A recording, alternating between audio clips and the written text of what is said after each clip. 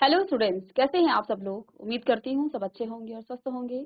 मैं Meena Rana ICT virtual class में आपका स्वागत करती हूँ। स्टूडेंट्स, हम पढ़ रहे हैं क्लास 7 की हिंदी।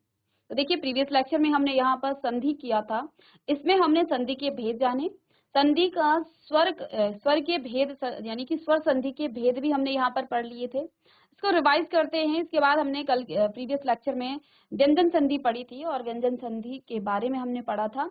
तो आइए देखिए, अभी तक हमने क्या क्या पढ़ लिया है। संधि के यहाँ पर 3 भेद बताए गए हैं। संधि क्या होता है? जहाँ पर 2 वर्ण मिलते हैं, दोनों वर्णों के मिलने से जो विकार आता है यानी कि जो परिवर्तन आता है उसी को हम संधि कहते हैं। उससे एक नया शब्द बनता है, उसे हम संधि कहेंगे।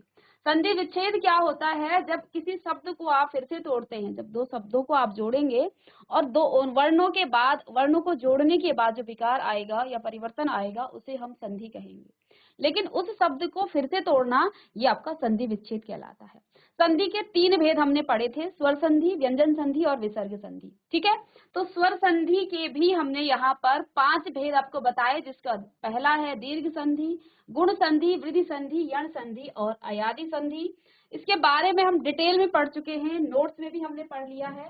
एक क्विक रिवाइज करते हैं।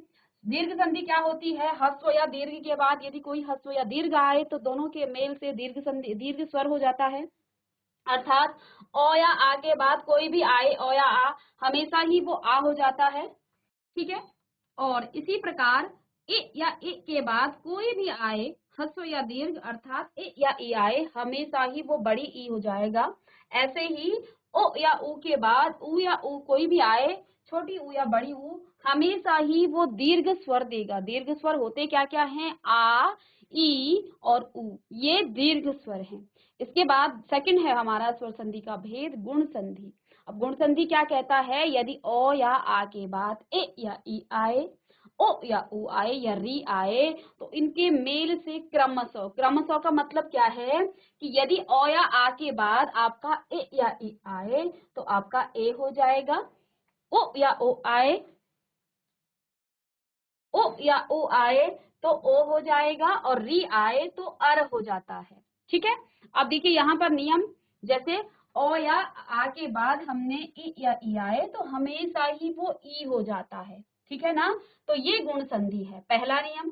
दूसरा नियम, ओ या आ के बाद ओ या ओ कोई भी आए, हमेशा ही वो ओ हो जाता है।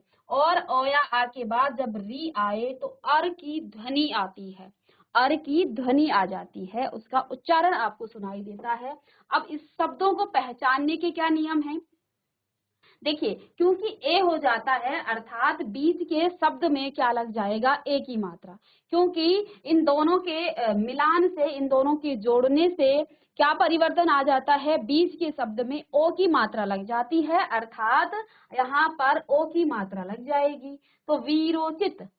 ठीक है, तो अब आप देख पा रहे हैं सब में एक ही मात्रा लग रही है। जब कभी आपको इस प्रकार का प्रश्न आए कि निम्नलिखित शब्दों में कौन सी संधि है, अब ये जो संधि जो आपका चैप्टर है ये आपका बहुत ही इंपॉर्टेंट है। आगे कॉम्पिटिटिव एग्जाम में भी जब आप जाते हैं तो वहां पर भी इस प्रकार के प्रश्न आपको पूछे जाते हैं। ठीक है ना, क्योंकि हिंदी हमारी यहाँ पर कई कॉम्पिटिटिव एग्जाम में भी आती है, तो वहां पर भी आपको काम आने वाला है। इसलिए इस चैप्टर को आप डिटेल में पढ़िए, इसका बार बार आप रिवीजन कीजिए ताकि आप कंफ्यूज ना हो, ताकि आपको इसका बहुत अच्छी आपकी प्रैक्टिस हो जाए। किसी, आप चाहे विच्छेद करना जाने या फिर संधि करें या फिर शब्दों को देकर, इतनी प्रैक्टिस आपकी होनी चाहिए, आप शब्दों को देखकर तुरंत से बता दें। नियम आपके दिमाग में इस प्रकार से आपको याद होना चाहिए कि शब्द को देखकर आपको पता है कि गुण संधि में दोनों के संधि करने पर, दोनों के मिलान करने के बाद ए, ओ और अर हो जाता है, अर्थात जहां बीच वाले शब्द में आपको ए की मात्रा, ओ की मात्रा या अर की ध्वनि आती है, वहां पर आप तुरंत पहचान जाएंगे कि आपका क्या है? गुण संधि है। इससे पहले क्या थी? वृद्धि संधि थी। वृद्धि संधि क्या होती है? सॉरी, दीर्घ संधि थी। तो दीर्घ संधि क्या होता है? दीर्घ स्वर आता है। दीर्घ स्वर क्या क्या होता है? एक आ, ई और ऊ।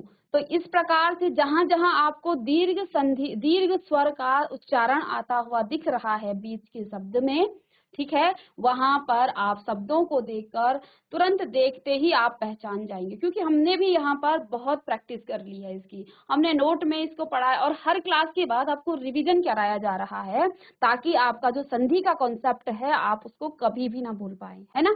तो अब देखिए इसको इस प्रकार से बता दिया है कि नियम क्या होते हैं, और नियम के बाद जो विकार आता है एक एक शब्द करके हमने सीखा है।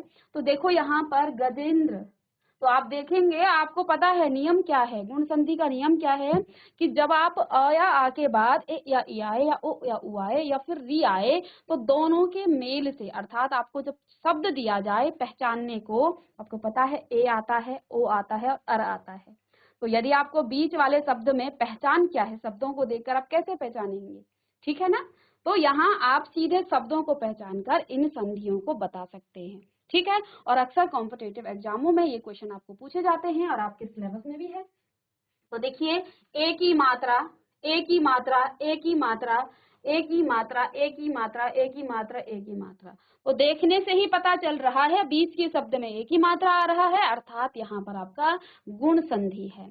ऐसे ही ओ की बात करें तो देखो यहाँ ओ की मात्रा, ओ की मात्रा, ओ की मात्रा, ओ की मात्रा, सब में ओ की मात्रा आ रहा है, अर्थात यहाँ पर आपका क्या आ रहा है, यहाँ पर भी आपका गुण संधि आ रहा है, एक ही मात्रा और ओ की मात्रा, यहाँ पर भी आप देख पाएंगे सब में ओ की मात्रा है। अब देखिए यहाँ पर अ धन री क्या हो जाता है, अर। अब अर आपको दिखेगा नहीं, अ की ध्वनि आएगी और र आपको दिखेगा। अब र का आपको पता है, हमने वर्ण विचार में पढ़ा है, र को आप कई प्रकार से प्रयोग में ला सकते हैं, ठीक है ना। र को आप ऊपर भी लिखते हैं, नीचे भी लगाते हैं, है ना। र को आप ऊपर नीचे और इस प्रकार से लगाते हैं। तो देखिए यहाँ पर देवर्षि, देवर्षि, देवर्षि, अब बीच में उच्चारण देखिए वर, जो ये र लगा है सौ में, ये जो र है ये सौ से पहले इसका उच्चारण होता है, जब भी ऊपर लगता है तो वो पहले उस शब्द से पहले उसका उच्चारण होता है। तो देवर, और वर में किसका उच्चारण आ रहा है, अर का।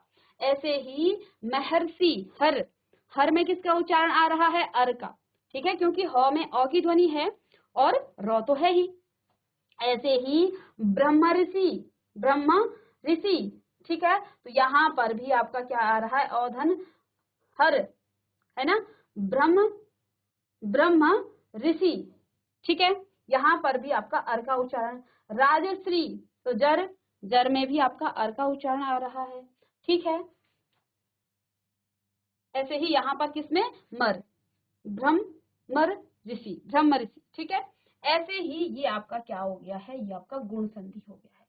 अब आगे देखिए वृद्धि संधि में क्या आता है, ओ या आ के बाद क्या आ जाए, या तो ए या आई आए, तो दोनों के स्थान पर क्या हो जाता है, आई, औ, ओ, ए या ओ या आ के बाद क्या आ जाए, ए या आई आए तो आई हो जाता है, हमेशा वृद्धि, वृद्धि ही होगी, अर्थात बड़ा वाला ही आएगा।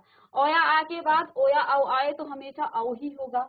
तो दो ही चीजें हैं वृद्धि संधि में, ओ या आ के बाद क्या आता है, ए या आई, ओ या औ, जो भी आए, ए आए चाहे आई आए हमेशा ही वो आई देगा, ओ आए चाहे औ आए हमेशा ही वो औ देगा। बस इतनी सी बात याद रखना है। पहचान क्या होगी, जहां भी आपको आई की मात्रा दिखे बीच में या फिर औ की मात्रा दिखे, सिर्फ शब्दों को देखकर, तो देखिए यहाँ पर आई की मात्रा, आई की मात्रा, आई की मात्रा, आई की मात्रा, बस शब्द देखते ही आपके दिमाग में क्लिक कर जाना चाहिए ये किस संधि का गुण है, वृद्धि संधि का गुण है। इसी प्रकार से यहाँ पर औ की मात्रा, औ की मात्रा, औ की मात्रा और औ की मात्रा, ठीक है। ऐसे ही औ की मात्रा, औ की मात्रा, औ की मात्रा और औ की मात्रा, तो इन सभी में क्या है, इन सभी में आपकी वृद्धि संधि है, ठीक है। चलिए आगे देखिए यण संधि क्या होता है। यण संधि में क्या कहा गया है, यदि ए या ई के बाद ओ या उ अथवा री के बाद कोई अन्य स्वर आ जाए। अब यहाँ पर हमने इसको प्रीवियस लेक्चर में आपको बहुत अच्छे से बताया है।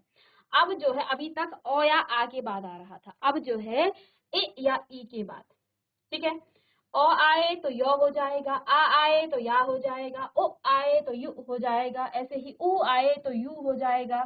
इसके बाद यदि ए आए तो ये हो जाएगा, आई आए तो यही हो जाएगा, औ फिर से ऊ के बाद क्या आ जाए, ओ आ जाए तो वह हो जाएगा, ऊ के बाद आ आए तो वाह हो जाएगा। यानी कि यदि ए या ई के बाद कोई भी स्वर आए तो उसकी मात्रा लग जाएगी, है ना।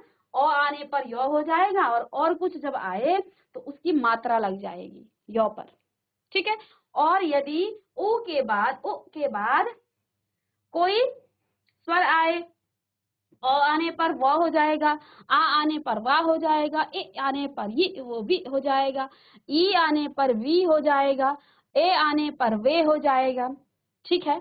और री के बाद यदि आपका क्या आ जाए, अ आ जाए, तो वो र हो जाता है। इसी प्रकार से इस री के बाद आ आए तो रा हो जाता है। तो ये है आपका क्या, ये संधि है आपकी किसकी, जन संधि, ठीक है। अब यहाँ पर आप देख पा रहे हैं गत्यावरोध, और ये मैं आपको डिटेल में करके बता चुकी हूँ, ये तो हम रिवाइज कर रहे हैं बार बार, ठीक है ना। तो ये है आपका अयादि संधि। क्या होता है, यदि पहले शब्द के अंत में ए या आई, ओ या औ और दूसरे शब्द के आरंभ में कोई अन्य स्वर आ जाए, तब ए का आई हो जाता है और आई का आय हो जाता है, ओ का औ हो जाता है और औ का आव हो जाता है, ठीक है ना। तो इस प्रकार की ध्वनि आ जाती है। जैसे इसमें ए धन औ, जैसे से है, इसमें किसका उच्चारण आ रहा है, ए का उच्चारण, और इसमें किसका, अ का। तो ए धन अ क्या हो जाता है, आई, तो ये हो जाएगा सय, सय, आई का उच्चारण आया शय, और ये नो है शयन, ठीक है ना। ऐसे ही गए, आई की मात्रा लगी है तो आई का उच्चारण आ रहा है धन आ, तो ये हो जाएगा गा, आ तो गाय, तो आय। उच्चारण पर ध्यान देना है यहाँ पर, ठीक है, उच्चारण पर ध्यान देना है, ठीक है। तो ये है आपका क्या, अयादि संधि। व्यंजन संधि के बारे में हमने प्रीवियस लेक्चर में पढ़ा कि व्यंजन संधि के भी प्रकार हैं। जब हम क्या करते हैं, किसी व्यंजन का स्वर के साथ, स्वर का व्यंजन से तथा व्यंजन का व्यंजन से मेल होने पर जो परिवर्तन होता है, उसे हम क्या कहते हैं, व्यंजन संधि कहते हैं। जैसे जगत धन अम्बा, ठीक है, जगदम्बा, अनुधन छेद, अनुच्छेद, सत धन भावना, सद्भावना, ठीक है। आगे नियम जानेंगे। तो यहाँ पर आप देखेंगे त आया है आधा त, यानी कि व्यंजन का उच्चारण आ रहा है। तो पहले में क्या कहा था, व्यंजन का स्वर से, व्यंजन का स्वर से, तो ये तो क्या है, व्यंजन है और ये स्वर है। ऐसे ही अनु धन छेद, ओ छोटी ऊ की मात्रा आया है, ठीक है ना। तो यहाँ पर क्या आया है, स्वर पहले आया है और फिर व्यंजन आया है छ, ठीक है। तो यहाँ पर आपका स्वर और व्यंजन आया है। तीसरे में सत, ये व्यंजन है, धन भावना, तो भाव में यहाँ पर भाव आया है। तो इसके नियम यहाँ पर क्या है कि तो धन अ के बाद दो कैसे आया, ओ धन छ के बाद आधा चौर छ कैसे आया, इसके भी हमने नियम कल की क्लास में पढ़ा था। ये भी हम पढ़ चुके हैं कि व्यंजन और स्वर का मेल कैसे होता है और स्वर और व्यंजन का मेल कैसे होता है। यहाँ पर हम कुछ नियम पढ़ रहे थे, उन नियम के बारे में जानेंगे और आज आगे की जो नियम है उसके बारे में हम यहाँ पर डिटेल में समझेंगे। तो देखिए, क वर्ण के वर्ग के पहले वर्ण का तीसरे वर्ण में परिवर्तन हो जाता है। कल प्रीवियस लेक्चर में हम पढ़ चुके हैं कि वर्ग के पहले वर्ण का तीसरे वर्ण में परिवर्तन हो जाता है। यदि वर्ग के पहले वर्ण कौन कौन से होते हैं, पहले वर्ण क, च, ट, त और प के बाद किसी भी वर्ग का तीसरा या चौथा वर्ण आ जाए। अब तीसरा और चौथा सभी को पता है, और तो सभी को आती है, ठीक है ना। तो मैं इनमें से जो है कोई व्यंजन अथवा कोई स्वर आ जाए, है ना, या फिर कोई व्यंजन या स्वर आ जाए, तो पहला वर्ण जो है अपने ही वर्ग के तीसरे वर्ण में बदल जाता है। जो पहला वर्ण है वो अपने ही वर्ग के, क्योंकि यहाँ पर 5 वर्ग बताए गए हैं। कौन कौन से वर्ग, क वर्ग, च वर्ग, ट वर्ग, त वर्ग और प वर्ग। तो वो जो है अपने ही वर्ग के, जैसे ये पहला क वर्ग के सभी मैंने यहाँ पर लिख दिए हैं, हलंत के साथ है, ठीक है। तो क, ख, ग, घ, अंग। तो देखिए पहला, दूसरा, तीसरा, चौथा और पांचवा, 5 यहाँ पर क्या है, ठीक है, ठीक है। तो यहाँ पर आप देखिए पहला जो वर्ग है उससे क्या हो जाएगा, तीसरा कैसे हो जाएगा, तीसरा देखो क वर्ग।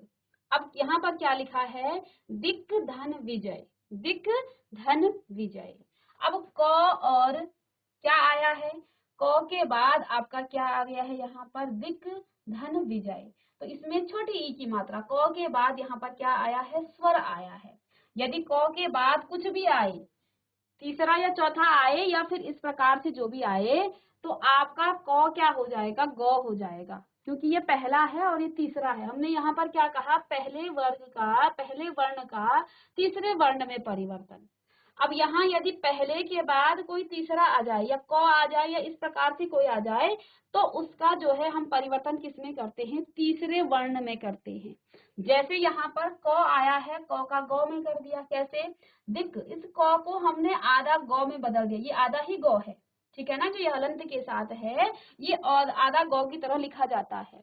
तो हमने यहाँ क्या किया, क को आधा ग में बदल दिया, तो क्या हो गया, यहाँ तो वी तो पहले से था, तो दिख विजय, ठीक है। ऐसे ही चौ का जौ में, चौ छ, उसके बाद क्या आता है, तीसरा जौ, तो चौ का जौ में किस प्रकार से हम क्या करते हैं, बदलाव करते हैं। यहाँ पर आप देखिए, चौ, अंतिम वर्ण क्या है, चौ, इसके बाद कोई स्वर आया है। अब चौ का हमने किसमें परिवर्तन करना है, जौ, और जौ भी आधा, और यहाँ पर अंक की मात्रा पहले से है, तो क्या हो जाएगा, अजंता, ठीक है, नोट में हम कर चुके हैं, ठीक है। अब ट का किसमें, ड में, तो ट यहाँ पर ट के बाद स्वर आया है, तो इसका परिवर्तन किसमें कर देते हैं, ड में, ठीक है, और इसमें आ की मात्रा लग जाएगी, तो सडा नन। ट का द में परिवर्तन होता है, तत् धन भव। अब त के बाद भ आया है, यानी अ, इसको स्वर कह सकते हैं आप। तो यहाँ पर देखिए, इस त का परिवर्तन आधा द में हो जाएगा, और द को आप ऐसे ही लिख रहे हैं, ठीक है, तो तद भव, ठीक है। ऐसे ही प का ब में, तो प का ब अप धन ज। अब इस प का किसमें परिवर्तन हो जाता है, ब में, ठीक है। अब ब में क्योंकि इसका परिवर्तन हो जाता है, तो अब ब यहाँ पर आधा लिखा है हमने, ठीक है, तो क्या हो जाएगा, अप धन अब्ज, आधा ब और ज, तो इसको आप लिख लेंगे।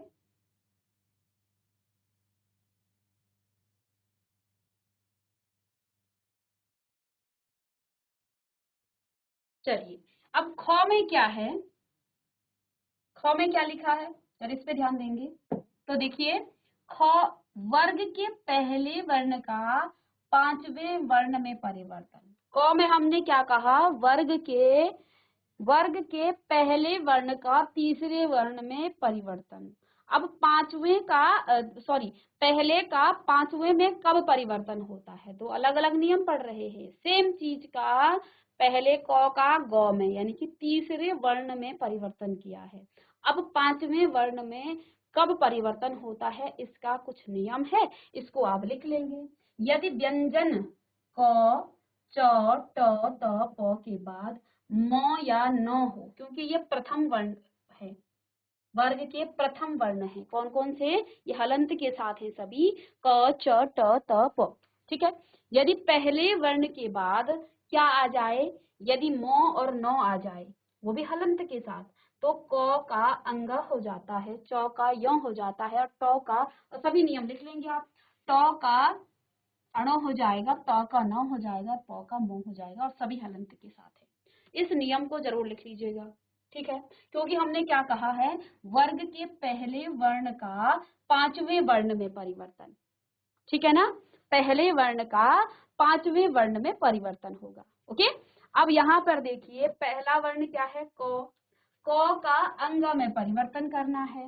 वाक, ये हलंत के साथ है, धनमय, वाक धनमय। हमने क्या कहा कि जब हम क्या करेंगे, इस क के बाद अंग क्या आ जाए, म या न, यहाँ दिखा था आपको नियम दिखा, हलंत के साथ कोई म या न आ जाए, ठीक है। अब ये म कैसे आप कहेंगे, ये कहाँ आया, इसको जब आप तोड़ेंगे ना, इसको जब आप तोड़ेंगे म का, जब आप म को तोड़ेंगे, यहाँ तो आपके पास का है हलंत के साथ, म को जब आप तोड़ेंगे, म इस प्रकार से लिखा है, तो ये क्या हो जाएगा आपके पास,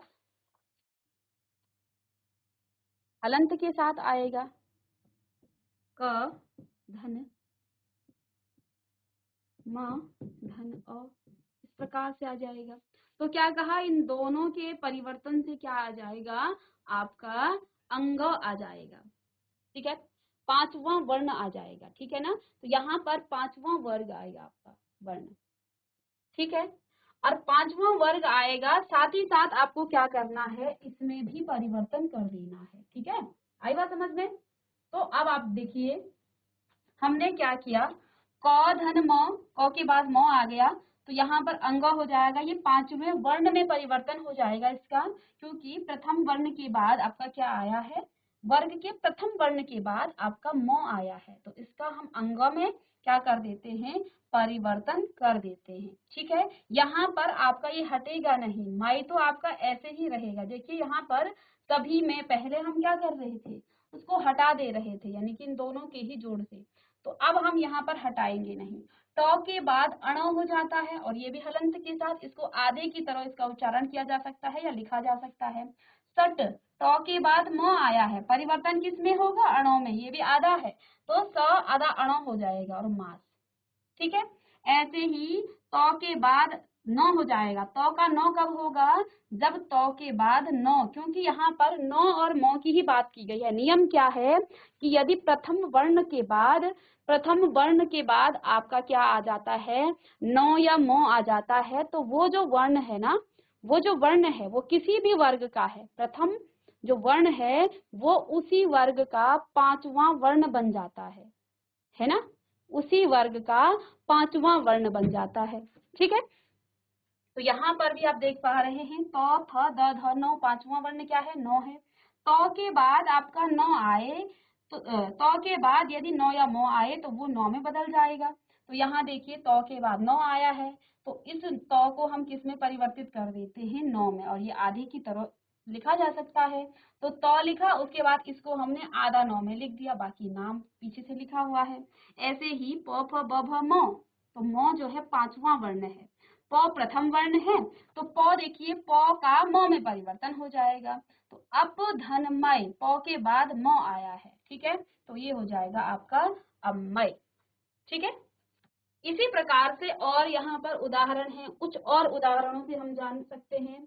क वर्ण आपका प्रथम वर्ग का प्रथम वर्ण है, क वर्ग, क जो है हलंत के साथ है, क जो है आपका, क्योंकि ये हलंत के साथ है, प्रथम वर्ण का, वर्ग का प्रथम वर्ण, वर्ग क्या चीज है, वर्ग ये पूरा है, ये पूरा एक वर्ग है, क ख ग घ अंग। हालांकि यहाँ हलंत के साथ इसका उच्चारण नहीं हो सकता है, लेकिन अ की हम मदद ले रहे हैं उच्चारण करने के लिए, उसके लिए भी हमें इसका हलंत हटाना पड़ेगा, लेकिन अभी हम उच्चारण करने के लिए कुछ ना कुछ तो करना ही पड़ेगा, ठीक है। क ख ग घ, देखिए ये प्रथम वर्ण है, ये पूरा एक वर्ग है, इस वर्ग का ये प्रथम वर्ण है, ये द्वितीय वर्ण है, ये तृतीय वर्ण है, चतुर्थ और पंचम वर्ण है। इसी प्रकार चौका भी होगा, टौका भी होगा, तौका भी होगा और पौ का भी होगा, है ना। तो अब हमें क्या करना है, हम क्या कर रहे थे, क के बाद नौ आ गया, क के बाद नौ आ गया है, तो यानी क का अंतिम वर्ण आ जाएगा। अब क वर्ग का अंतिम वर्ण, क वर्ग का अंतिम वर्ण अंग, ठीक है, तो यहाँ पर आ गया, बस बाकी हमने वही काम किया है। सट, ट के बाद म आ गया है, अब म पर कौन सी मात्रा लगी उससे नहीं हमें मतलब, ठीक है। उसके बाद हमने सिर्फ और सिर्फ वर्ण को देखना है, व्यंजन को देखना है।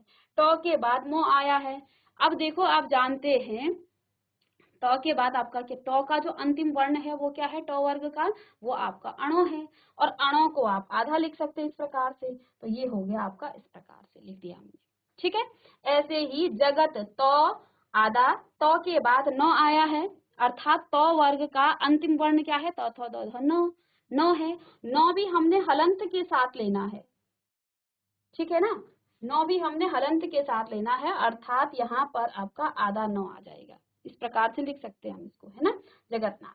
तो अब प के बाद मौ, अब इस प का आधा मो हो जाएगा, क्योंकि इसके बाद मो आया है, वो आधा मो में परिवर्तित हो जाएगा, और ये मानस तो इसमें पहले से ही था, मानम, ठीक है, तो इसको आप जल्दी से लिख लीजिएगा। इसके बाद हमने तो संबंधी, इसमें बच्चों को थोड़ा डिफिकल्टी आ रही थी, इसलिए हमने इसको दोबारा से रिवाइज किया है। तो संबंधी हमने यहाँ पर कल की क्लास में 5 नियम पढ़ाए थे, कि ये जो तो संबंधी नियम है वो क्या क्या है, ठीक है।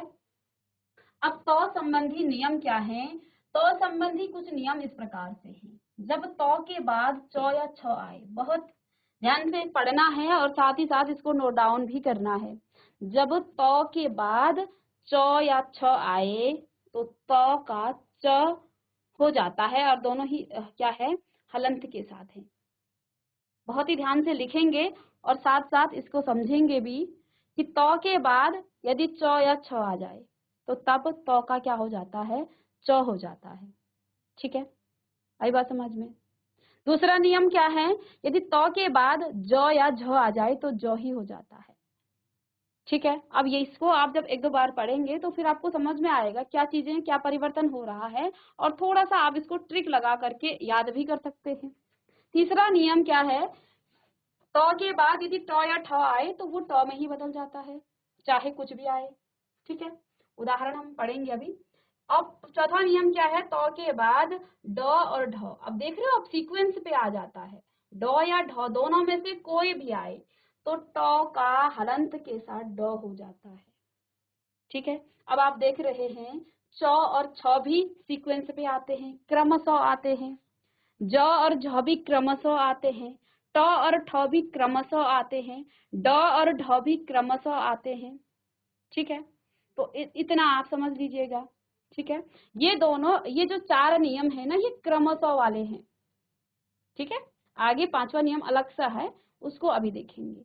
तो ये जो नियम है ना, इन चार नियमों पर थोड़ा सा फोकस करके देखेंगे कि इन चार नियमों में हो क्या रहा है। त के बाद च या छ आए, कुछ भी आए, पहला क्या था च, तो वो च हलंत के साथ आएगा। ठीक है, त के बाद ज या झ आए, कुछ भी आए, हमेशा ज होगा हलंत के साथ। त के बाद ट या ठ आए, कुछ भी आए, वो ट ही होगा। ड या ढ आए वो ढ ही होगा। अब उदाहरण से देख लीजिएगा, तो देखिए सत, त के बाद क्या आया है, च, और च आता है, च आए या छ आए, आपने क्या करना है, च हलंत के साथ, हलंत के साथ वाले को आप आधा इस प्रकार से लिख सकते हैं। तो यहाँ त का क्या हो गया है, आधा च। इसी प्रकार 100 के बाद आधा च आया है, तो फिर यहाँ भी आधा च आ जाएगा। ऐसे ही 100 के बाद जो आया, ज या झ कुछ भी आए, तो वो भी आधा ज में बदल जाता है, तो यहाँ पर भी आधा ज आ जाएगा। ठीक है ना, अब इसको कल भी पढ़ा था, तो अभी मुझे लगता है आपको बहुत अच्छे से समझ में आ गया होगा। ठीक है, अब यहाँ पर देखिए त के बाद ज आया है, चाहे ज आए चाहे झ आए, हमेशा ज ही होगा, वो भी आधा हलंत के साथ। ठीक है ना, और आधा ज को आप ऐसे लिख लेंगे। त के बाद ट आए या ठ आए, तो ट आया है तो आधा ट हो जाएगा, इस त का आधा ट बदल जाएगा, ये ट में बदल जाएगा। ठीक है, वृहत, त के बाद ट आया है, ट या आए या ठ आए, हमेशा ही वो ट आधा ट हलंत के साथ उसमें बदल जाएगा। अब चौथा नियम क्या था, त के बाद ड, अब ड आए या ढ आए, हमेशा ही आधा ढ में बदल जाता है, ये हम पढ़ चुके हैं। देखो यहाँ पर ये हम पढ़ चुके हैं।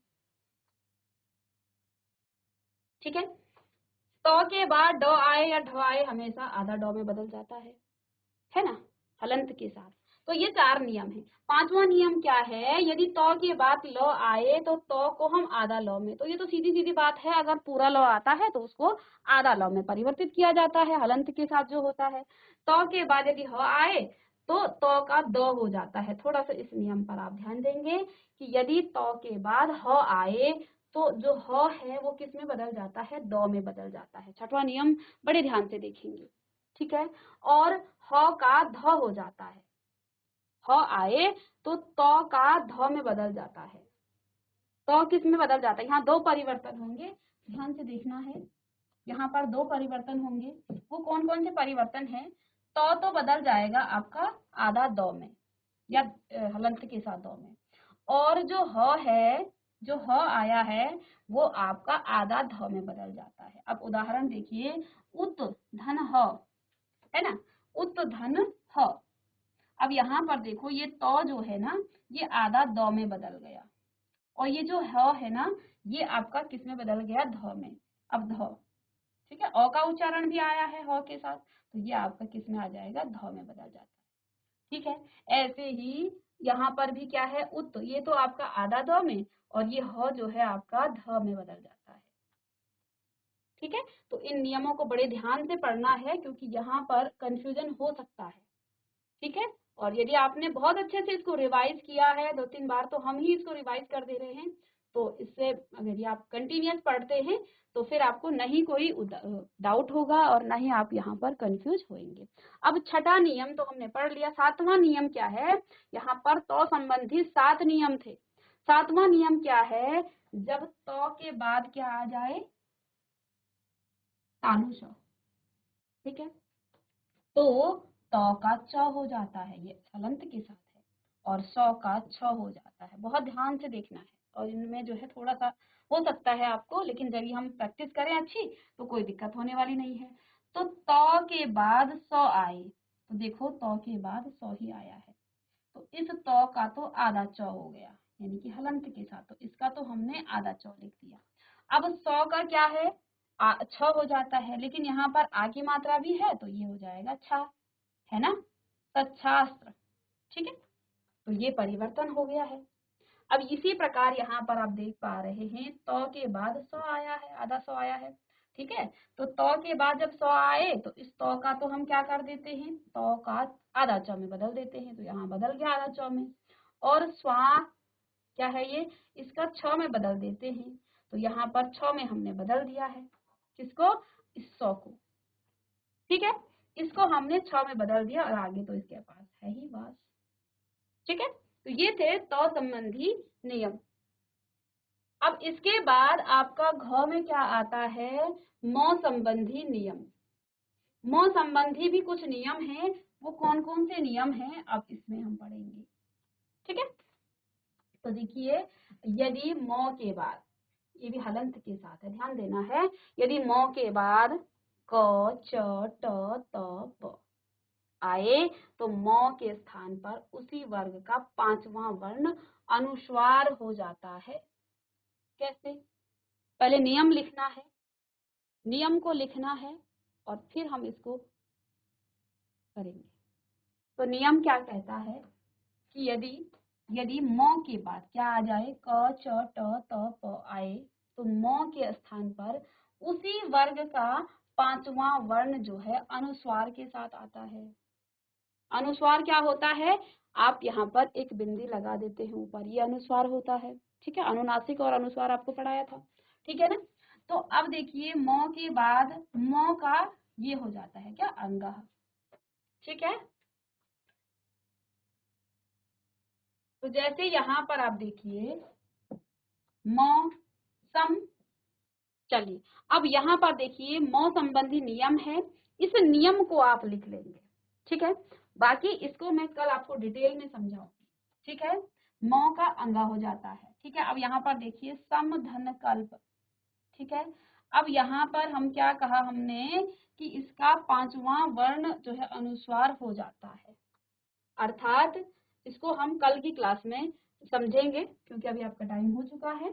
ठीक है, और इन उदाहरणों को हम नोट में पढ़ाएंगे, चाहे यहाँ पर स्पेस है, यहाँ पर भी हम बताएंगे कि किस प्रकार से इनमें परिवर्तन हो रहा है। ठीक है, अब व्यंजन संधि में थोड़ा सा आपका डिटेल में है, लेकिन आपको यदि प्रैक्टिस हो बहुत, आप इसको कंटिन्यूअसली पढ़ते रहें, 1-2 बार पढ़ें तो फिर आपको कोई दिक्कत नहीं आएगी। आगे इसको हम कल की क्लास में पढ़ेंगे। मिलते हैं नेक्स्ट लेक्चर में, तब तक के लिए थैंक यू।